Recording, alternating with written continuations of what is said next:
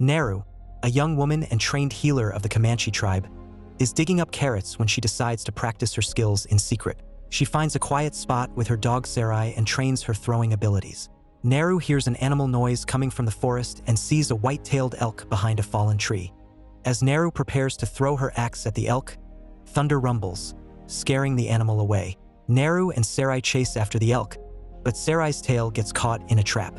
Naru helps Sarii, forgetting about the elk, and Sarii licks her face as a thank you. Thunder rumbles again, followed by an explosion in the sky. Naru goes to a cliff to see better and sees something huge moving through the clouds while burning. Later, while hunting with her brother Tabe, she tells him that she saw a sign in the sky and that it was the Thunderbird. Naru excitedly tells Tabe that she has been practicing and is ready for her big hunt, called Katamia. Tabe is worried because he doesn't want Naru to be in danger and because she wants to hunt something that has been hunting them. However, he can't change Naru's mind, as she has always wanted to be a hunter. Back home, Naru feeds Sarii and sharpens her axe next to her mother, Aruka, who is making medicine. Aruka asks Naru why she wants to be a hunter when she is good at many other things. Naru replies that it is because everyone thinks she doesn't have what it takes to be a hunter. Tabe returns with a red tail, and Aruka praises him for another successful hunt. Naru looks down, feeling envious. Aruka asks Naru to gather more orange tatsuya, a wildflower used by Comanche healers to make medicines. While gathering orange tatsuya, Naru sees the Comanche hunters, including Tabe, rushing and learns that a lion has taken another Comanche member named Puhi. Naru follows them to hunt, and Tabe tells the other hunters to let her stay. Since Naru is a good tracker and with her knowledge of medicine, they can provide immediate help to Puhi if they find him alive. Meanwhile, an alien predator, using its cloaking technology, gets close to a snake and skins it. Naru, leading the group, manages to track down Puhi, who is badly hurt. She tends to Puhi's wounds, while the others construct a stretcher to carry him. Later, Tabe is staying behind to hunt the lion, but Naru informs Tabe about her suspicions regarding what really happened. The lion took Puhi to its den, but surprisingly, Puhi is still alive and left alone by the lion, which is unusual. Naru believes that something must have scared the lion, and she wants to find out what it was. Naru wants to join Tabe and the hunters to hunt the lion down, but Tabe refuses. He states that Naru should stay with Puhi, as he needs her help more than they do.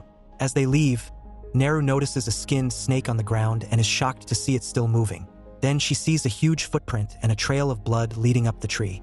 A Comanche hunter approaches Naru and reminds her that they need to leave. Naru shows them the footprint, and the hunter assumes it's from a bear. However, the footprint is too big to be from a bear, and if it were a bear, it must have been standing on its hind legs.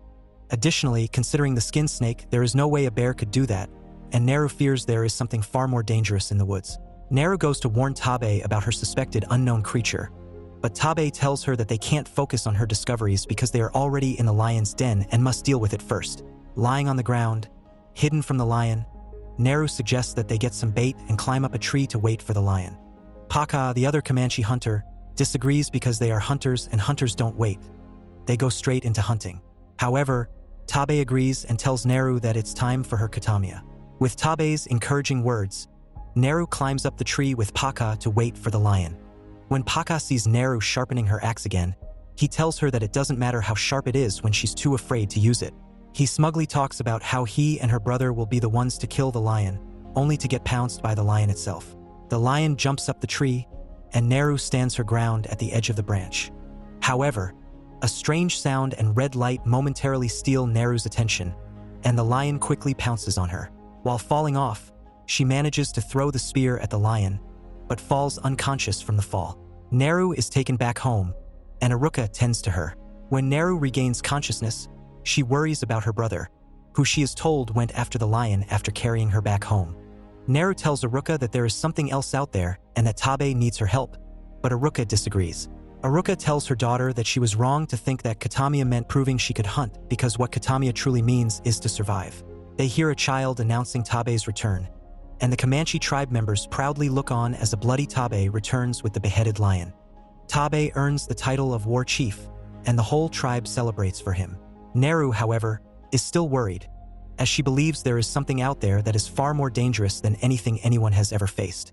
When Tabe sees Naru walking away, he stops her from leaving, saying, "We did it." But Naru disagrees, telling him that there is something else out there. She insists that they need to go out again, but her brother refuses, citing her failure on the last hunt and reminding her that he had to carry her home.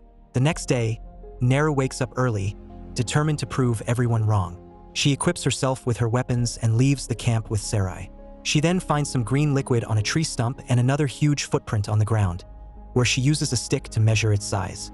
Later, Naru attaches a rope to her axe to make it easier to retrieve after throwing it, and then starts practicing using a more efficient technique. Naru uses her upgraded axe to easily hunt down a few rabbits. After eating, she and Sarii rest for the night before continuing their journey the next day.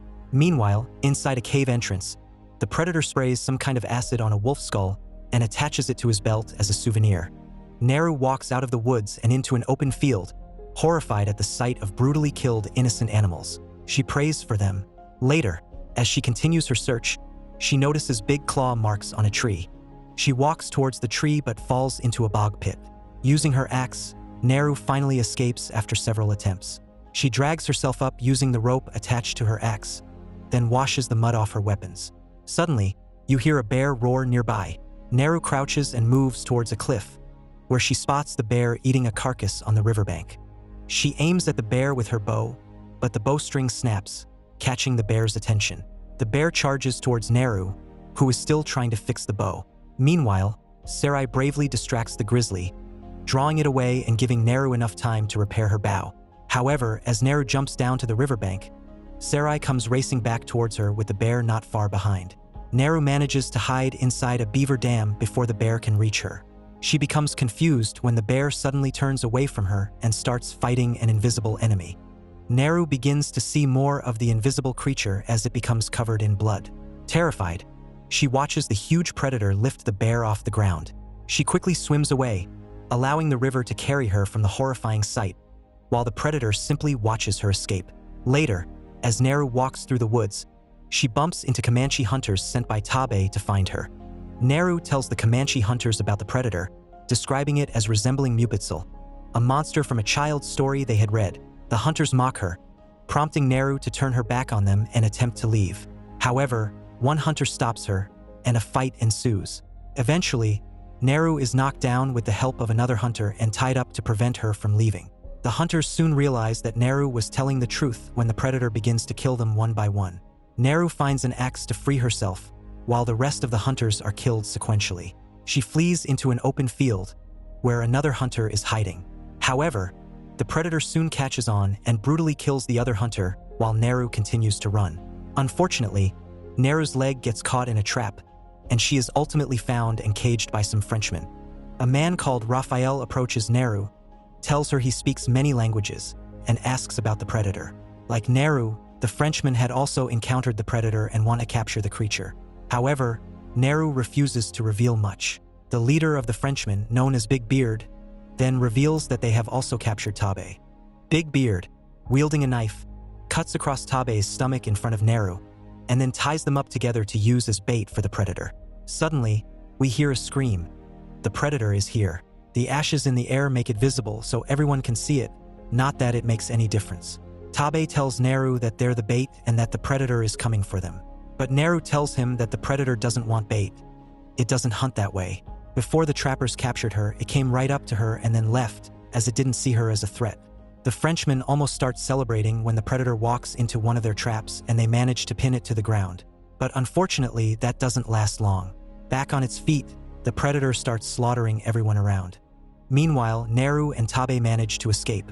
Tabe goes to the Frenchman's horses, while Naru heads to the Frenchman's camp to save Sarii from the remaining Frenchmen who stayed behind. After Naru defeats the Frenchman at the camp, she orders Sarii to go to Tabe. Moments later, an injured Raphael shows up, begging for her help and promises to teach her how to use his gun as long as she helps him. Raphael teaches Naru how to use the gun, and Naru gives him the orange Tatsuya to heal him. When they hear the sound of birds flying away in a hurry, Naru quickly hides behind a tree. Raphael, unable to stand due to his injuries, decides to play dead. The orange Tatsuya Naru gave him makes him feel cold, and due to his reduced heat, the predator cannot detect him. However, the predator steps on Raphael, causing him to scream and get killed. Sarii comes to Naru's aid, and Naru watches in fear as the predator aims at Sarii. Fortunately, Tabe arrives just in time and hits the back of the predator's head, causing his mask to come off. Naru realizes that without the mask, the predator has very poor eyesight. While Tabe distracts the predator, Naru tries to load the gun, but when she pulls the trigger, nothing happens. With the mask back on, the predator and Tabe have a close fight, where Tabe seems to come out on top, but then the predator turns invisible. Feeling the presence of the predator standing behind him, Tabe tells Naru to run. Since Tabe attacked the predator, it now perceives him as the threat, while Naru isn't considered one. Even if they were to escape together, the predator would never stop hunting Tabe down. Naru watches in sorrow as the predator strikes Tabe.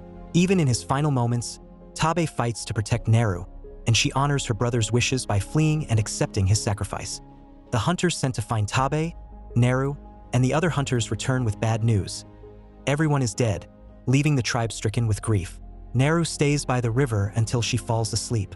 When she wakes up and notices that Big Beard is nearby, she sneaks up on him and knocks him out. Big Beard wakes up screaming from pain. Naru has cut off his leg, and rats are chewing on the open wound. Naru eats the orange tatsuya so the predator doesn't detect her. She stands next to the fire and watches as the predator slowly walks towards Big Beard and kills him. With its back exposed, Naru shoots the predator in the back of the head. While the shot isn't enough to kill the predator, it does remove the mask from its head. Naru grabs the mask and climbs onto a tree branch, waiting patiently for the predator. When the predator approaches, Naru leaps off the branch and lands on the predator's back. She repeatedly stabs the predator with her axe before being thrown off. With her skills and the predator's bad eyesight, Naru is at an advantage. However, fighting against an alien predator still proves to be nearly impossible due to his superior strength. Naru manages to cut off one of the predator's arms before being cornered. Since Naru is weaker, she uses wit to win against the predator. She catches the predator off guard and climbs on top of him, tying the rope of her axe around him and sending him into the bog pit. Naru waits as the predator climbs out of the bog pit and aims his gun at her. Naru tells the predator, "This is as far as you go. No more." Unknown to the predator, his mask is stuck between two stones facing him, so when he pulls the trigger, his own mask detects him and identifies him as a threat. As a result, the predator kills himself with the bullet meant for Naru. Realizing her victory, Naru screams in delight and returns to her nation with the predator's head. The entire Comanche tribe welcomes her as she throws the predator's head on the ground in front of the tribe leaders. She suggests moving somewhere else where they can be safer due to the nearby danger. After a ritual is performed, Naru becomes the new war chief of the Comanche tribe. Make sure to subscribe and turn on notifications so you can watch more videos like this. Thanks for watching.